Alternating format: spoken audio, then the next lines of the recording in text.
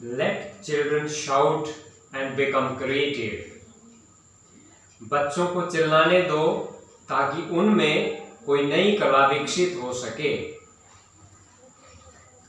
भगवान ने जो कुछ बनाया है ठीक बनाया है, उसे वैसे ही स्वीकार कर लो। कम या ज्यादा करने की कोशिश करोगे, दुख उठाओगे, बीमार हो जाओगे। अस्वीकार भाव ही दुख का कारण है, बदलाव बीमारी का कारण है। सहज जीवन है, सहज पके सो मीठा होए। कहावत गलत संदेश नहीं देती। जल्दी के कारण सब कुछ डिस्टर्ब हो रहा है।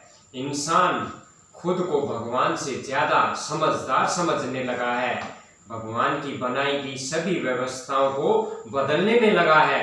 इसीलिए सब पागल हो रहे हैं। पागल खाने खत्म करने हैं तो उन बदलावों को अस्वीकार कर दो जो प्रकृति के विरुद्ध है। यहाँ संसार में इंसान के सिवा कोई भी अप्राकृतिक नहीं है।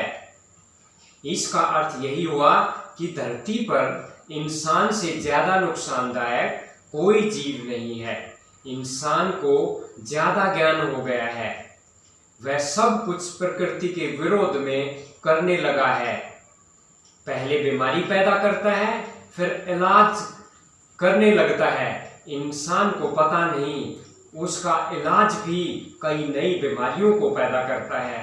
बीमारी के कारणों और उन्हें खत्म करने के बारे में कोई नहीं सोचता। यहाँ चारों ओर जेल और कैदी हैं। Schools, colleges, universities, hospitals, temples, juice, aquarium, houses सब जेल के ही रूप हैं। जेल में कला कैसे पैदा होगी? कैदी को कैद करने वाले जेल से दूर नहीं जा सकते, उन्हें भी जेल के पास रहना पड़ता है कैदियों की सुरक्षा और भोजन की व्यवस्था के लिए। जब तक इंसान दूसरों को आजाद नहीं करता, वह गुलाम ही रहेगा। आजादी दिलदार व्यक्ति पैदा करती है, गुलामी में गुलाम पैदा होते हैं, कायर पैदा होते हैं। हमने शेर पैदा न हो ऐसी व्यवस्था कर दी है। हमारी संतान में कायर और बुज़दिल पैदा हो रही हैं। हम कायर और बुज़दिल हैं। हमारी व्यवस्था डरपोक व्यक्ति पैदा कर रही है। समाज में बच्चों को ना, नहीं, ऐसा नहीं, वैसा नहीं कहकर नकारात्मक बनाया जाता है। बच्चे क्रिएटिव कैसे बने? बच्चों को आज़ादी का माहौल दो ताकि उनमें नई कलाएं विकसित हो सकें। कला सिखाई नहीं जा सकती, वह अपने आप विकसित होती है। उसके लिए माहौल तैयार करना पड़ता है।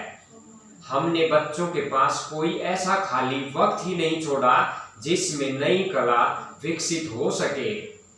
बच्चे कैदी हैं, यहाँ विकसितता के सिवा कुछ भी पैदा नहीं होता। देख लो सारे समाज पर नजर डालकर, यहाँ सब विकसित हैं, कोई भी आजाद ख्याल नहीं रखता। इंसान के कदम एक निर्धारित मशीन की तरह चलते हैं, हाथ निर्धारित मशीन की तरह चलते हैं, जुबान मशीन की तरह चलती है। समाज को बदलाव पसंद नहीं और बच्चों को यह माहौल पसंद नहीं। अब कुछ तो करना होगा। आप बड़ों के हिसाब से जेल तैयार करो, हम बच्चों के हिसाब से उनके लिए जंगल तैयार करेंगे। शेर तो जंगलों में पैदा होते हैं। घर में पाले पोसे गए शेर कुछ वक्त के बाद कुत्तों में बदलकर भौंकते रह जाते हैं। आज बच्चे अपने माँ बाप से दूर रहना चाहते हैं। आज बच्चे अपने माँ बाप से दूर जा रहे हैं। जो बच्चे घर में भी रहते हैं, उनसे भी माँ बाप की बातें भला कब होती हैं? जब बच्चों के लिए शिक्षा की कैद की बात हो या बच्चों की पैसे पाने की जिद हो, सिर्फ तब। तीसरा कोई कारण नहीं होता दोनों पक्षों की बातों का। कुछ बच्चे आज़ादी के लिए भी बातें करते हैं, लड़ते हैं। मैं खुद को उन खुशनसीब बच्चों में से एक समझता हूँ। बच्चों, मेरा साथ दो।